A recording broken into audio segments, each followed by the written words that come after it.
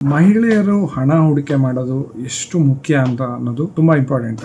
ಈ women's day ಅಥವಾ ಮಹಿಳಾ ದಿನಾಚರಣೆಯ ವಿಷಯದಲ್ಲಿ ನಾವು ಮಾತಾಡಬೇಕಂತಂದರೆ ಯಾಕೆ ಮಹಿಳೆಯರು ಹೂಡಿಕೆಯಲ್ಲಿ ಆ್ಯಕ್ಟಿವ್ ಪಾರ್ಟಿಸಿಪೇಷನ್ ಮಾಡ್ತಾ ಇಲ್ಲ ಅನ್ನೋದು ತುಂಬ ಇಂಪಾರ್ಟೆಂಟ್ ಆಗಿರುತ್ತೆ.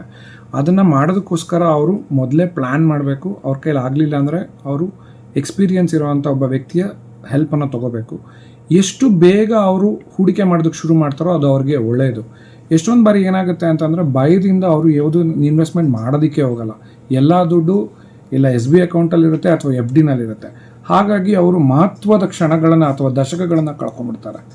ಈಗಿರೋ ಪರಿಸ್ಥಿತಿನಲ್ಲಿ ಏನಾಗುತ್ತೆ ಅಂತಂದರೆ ಎಷ್ಟೊಂದು ಅವಿಭಕ್ತ ಕುಟುಂಬಗಳಿರೋದ್ರಿಂದ ಅಥವಾ ಸಿಂಗಲ್ ಪೇರೆಂಟು ಅಥವಾ ವಿಚ್ಛೇದಿತ ಮಹಿಳೆ ಇರೋದ್ರಿಂದ ನೀವು ಅತಿ ಹೆಚ್ಚು ಸಮಯ ನೀವು ಇನ್ವೆಸ್ಟ್ ಮಾಡೋದಕ್ಕೆ ಕೊಡೋದು ತುಂಬ ಒಳ್ಳೆಯದು. ಮತ್ತು ಬೇಗ ನಿಮ್ಮ ಕೆರಿಯರ್ ಬೇಗ ಶುರು ಮಾಡಿದ ತಕ್ಷಣವೇ ಅದನ್ನು ಶುರು ಮಾಡೋದು ತುಂಬ ಒಳ್ಳೆಯದು.